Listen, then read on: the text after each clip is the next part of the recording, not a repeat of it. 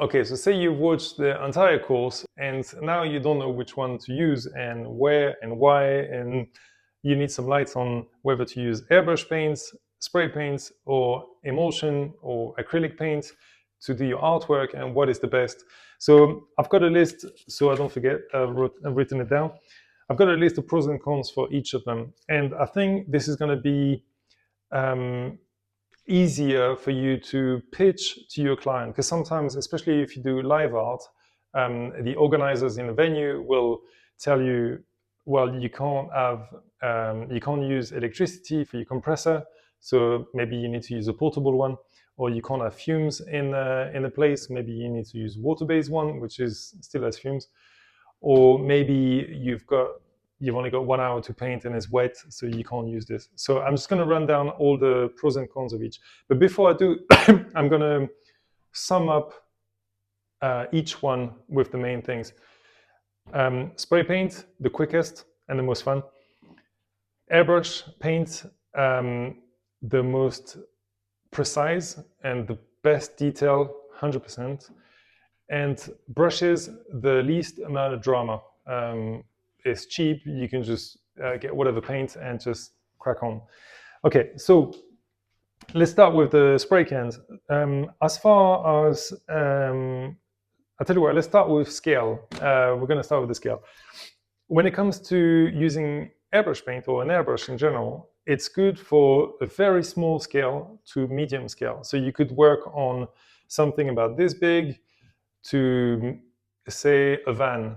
Maybe like a van would be like the max you'd want to work on, because for an airbrush then it starts to be a bit too big. So yeah, let's say A4 to the size of a van, for example. When it comes to spray cans, the smallest you'd want to go is about a square meter. That's about a comfortable size. You can go smaller, but then you start having to use a stencil cap. It's all messy and everything. So let's just say a square meter, and the max size that you'd want to go, any size really. I've done murals with cans that were. I've done a 2-story building which was so wide. I've painted all kinds of things, really large scale with these, no problem. And when it comes to these, then there's no limit. It's kind of a mix between the two. With brushes, you can work very small if you use. Grab this. Say you're using a very small brush, rigger brush, or like a very tiny brush. Obviously, you can paint tiny details if you're using a 000 or 50 brush. But then if you're using rollers, then you can paint 100 meters, whatever. Actually, in Berlin, we painted a wall that was 100 meters long with brushes in a freezing cold. That was fun. Sidetrack. Right, so as far as the scale, small, medium to large, and any size. Okay, next we're going to talk about the smell. This one smells the worst, even if you're using water-based paint. Actually, this company has a paint, not sure what it's called, but it's just a water-based. It's a slightly smaller can. It's not the easiest to paint with. It's got a lot of pressure. It's water-based. I've used it on a job on a paper backdrop, and the backdrop started to wave and buckle, which wasn't the best. But even those paints smell pretty bad. So as far as the smell, this is the worst. This doesn't really smell of anything, but because the paint is volatile, because you're spraying it, it's a mist of paint, you can smell it. So you need to use a respirator. So inside a venue, unless you're painting really fine details and stuff, there is still a bit of a smell with this. And this one is pretty much odorless, unless you're using oil-based paints. If you're using emulsion or acrylics, it doesn't really smell of anything. As far as cleanliness, this is also the cleanest, because of course you can make some drips and stuff, but apart from that, if you were to paint clean, my style is to have a lot of drips, so maybe not me, but if you were to paint cleanly with this, it's pretty good, especially if you put a sheet on the ground, then it's as good as it gets. This is probably the messiest, because the cloud of paint, when you're painting, it goes on the ground, it goes everywhere. So really, you need ventilation for this. And this is kind of a in between. The spray mist is a lot finer and it goes even further. You'll have a film of paint everywhere.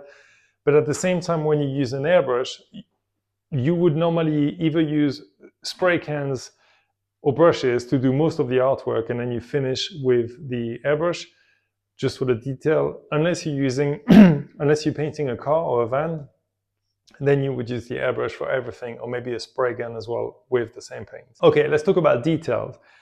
As I said, as far as detail, in my opinion, this is the best you can get. Some people will argue that either oil paints or acrylics will give you a better result than an airbrush. I think these two are on par. They're excellent for details. This is excellent for detail if you go big. If you go anywhere smaller than a couple of square meters, so about 6.5 feet either way, anything smaller than that, when you get a bit too close, then obviously the details aren't as good. But if you're far enough, they're also very good for detail. One thing that's super useful, this can be, I've actually painted a snowman before with spray cans, and it's totally fine. The great thing about a spray can is you're not touching the surface. So it could be snow, it could be wet, it could be a wall that's very damp or whatever. You can paint it with spray cans, it's no problem. I've actually painted in the rain a few times and it's fine as well, to some extent. And it's the same with the airbrush, but the airbrush, because it's got the air from the compressor, it doesn't work as well. But this, you definitely need a surface to be dry. I've painted in my old workshop, it was really damp, and I tried to do a portrait, and it worked, but the colors kept blending, it wouldn't dry, and 3 days later it was still wet, and it was a bit of a nightmare. With this, you can paint on a wet wall, it doesn't matter. So this is a lot more forgiving. This needs to be needs a bit more preparation, needs to be dry. As far as learning them, so this is probably the easiest. This would be the second easiest, kind of in between, and this is the hardest. Using a brush, anybody can do. It's just as you're using them, you refine your technique, you get better and all that. As doing the fades, especially if you watch my course, this I can teach somebody how to use spray cans in an hour, and then they'll do a really decent job. When it comes to airbrushing, we're talking a few days. Teaching this to somebody, like it took me ages to learn. Anybody that I know that learned airbrushing, it took a while. So this is why having a course like this or somebody else's course is great, because you can just come back to the course and watch the videos at your own pace. It's great. I actually went on an airbrush course years ago. It was a 3-day course, and it was a very intensive course, which allowed me to learn a lot. It was a bit expensive, but after the 3 days, it refined my technique a lot better. So it was very, it was worth it basically. It was expensive when I paid for it, but in the long run, it really paid for itself. I could have learned everything I learned in those 3 days, but it would have taken me a lot longer. So learning how to use an airbrush is a bit frustrating, because sometimes it doesn't work, and you don't know what you've done wrong. If you've watched the section on airbrushing, there's a troubleshoot, and I go through all the steps on what goes wrong and how to fix them. But sometimes you've done that and it still doesn't work, and it just drives you mad.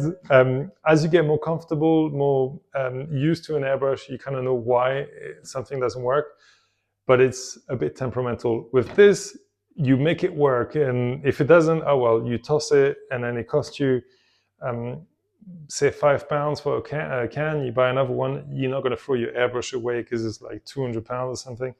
So yeah, this is the harder one. As far as the colors, so when it comes to this and this, the colors are unlimited, because you've got the primary colors, and of course they sell some greens or whatever, which you can make yourself, but and it's the same with that. You can make any color you want. You can also use this in an airbrush if you dilute it a lot, but you can use these colors to make whatever color you want. It's great. When it comes to spray cans, you're pretty much stuck with what you have. You've got these caps that can connect two cans together. I think you use them like that. You have to put one in a freezer or something. I've never actually done that. I've seen people that done it. It looks a bit goofy to me. You're pretty much stuck with the color that's on the donut. So sometimes when you're trying to do a color match, I do a lot of advertising jobs, and a lot of the time they'll want you to have exactly that color for the shoe or the lipstick or whatever. So when it comes to spray cans, sometimes you can persuade the producer that that color is going to be fine, and sometimes you just have to use acrylics and then mix exactly the right color. I actually did a job for a company recently, and they wanted some text in the office, and it had to be exactly their colors. So there's no way I could have used cans. So I just mixed those and got exactly the right color. And actually, I got to the job and I had to refine them a bit more to get exactly the color that the client wanted. So in that case, it rules out the spray cans. It's just good to have knowledge in all of those, especially what I would definitely recommend you do is try all techniques if you can. I think this is a must. So maybe you just want to use spray cans, maybe you just want to use an airbrush, that's great. But I would also recommend get familiar with brushes, like learn how to use brushes properly. They're so versatile. Once you mix them with either of these two, you can do amazing things. And then when you use all of them together, then it's perfect. You can use this for the backgrounds to get all the big colors quickly and reduce the amount of fumes you would use if you were to use that. Then you can do like all the blends and everything as much as you can with this to go quick and do a good job. And then you finish with that to do the details and the small blends. And then you can use brushes for even more detail. By using all of these as a mixed media, you get such a terrific job. I've seen some artists mix all of those and do some amazing artwork. And lastly, let's talk about price. So spray cans would probably be the cheapest because a can in the UK is anywhere from £4.50 to, well, if you go to an art shop, 20 quid a can. So let's just say an average of £5 to £6 for one can. When it comes to the airbrush paint, it's a bit more expensive. This one, obviously not this size, but the one that's half the size is £20 for the pink. I think it's 11 or 12 for a white or light gray, that kind of thing.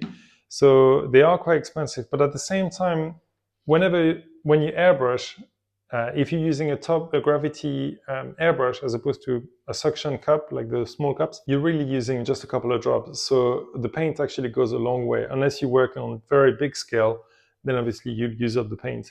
But most of the time you use an airbrush on like smaller scale and you don't use that much paint. It's a bit of a mist. You apply misty coats. So it's the most expensive paint, but at the same time, you don't use as much. So it's all relative. Quick tip about this one.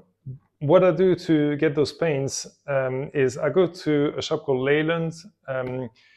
Obviously, there's another one called B&Q. If you're in the States, probably Home Depot.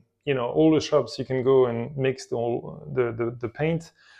What I do is I buy deep base or ultra deep base, depending on the brand of the paint. They'll have a different one, and all is in there is water and the glue of their choosing. Most of the time is acrylic, or sometimes it'll be PVA glue, but most of the time it'll be acrylic. So acrylic and water.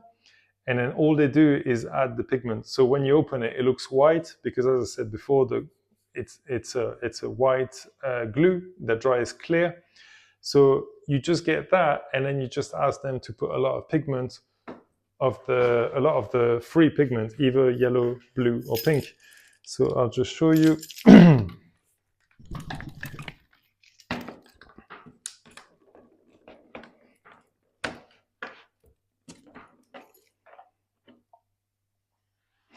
And in this, I've got this ultra bright magenta. Now the thing is, because it's ultra deep base and there's no white in this, so you got deep base, medium base, light base. Light base has a lot of white in it, medium base has a bit of white, and deep base or ultra deep doesn't have any. So it doesn't cover as well, but then the colors are more vibrant. So say if I was to paint this wall a bright pink, I'd use about 3 coats to get it opaque, but then it'd be like a really bright pink. So I get a liter of those. These are about 20 pounds or so, and I can fill a bottle this big probably about maybe 3-4 times. So that actually works out pretty good price-wise. And like I said, I use so I buy a black and a white generic, and with those colors, I mix my own skin tones because I paint a lot of portraits, and I'll do a green and a red. When it comes to the skin tones, I like to have 3. I like to have a light skin tone, medium, and dark. And with those, mixed with the white, and the black, and all of the others, I can just do whatever. And every time I need say if I'm painting a portrait, I don't have to mix the 3 primary colors together. I just got like a dark brown, as dark as the color will allow me, and then I mix them together. Okay, so I hope this sheds some light onto this type of paints. But like I said, if you can, try to use all of them. You can buy a cheap airbrush and a cheap compressor. The canisters, I would say stay away from the canisters because as you use them, they freeze. So you need at least 3 bottles so you can wait for one to, defrost while you use another one or whatever. You can use a cheap compressor, a cheap airbrush, just to get you going, just to have a look. Cans, you can get a couple of those and see what you like. Just try a bit of everything, and also try watercolors, oil-based paints. Try a few different things and see what works for you. It's always best to have a wide knowledge of the paints that you can use, and then it allows you to be more versatile in your work.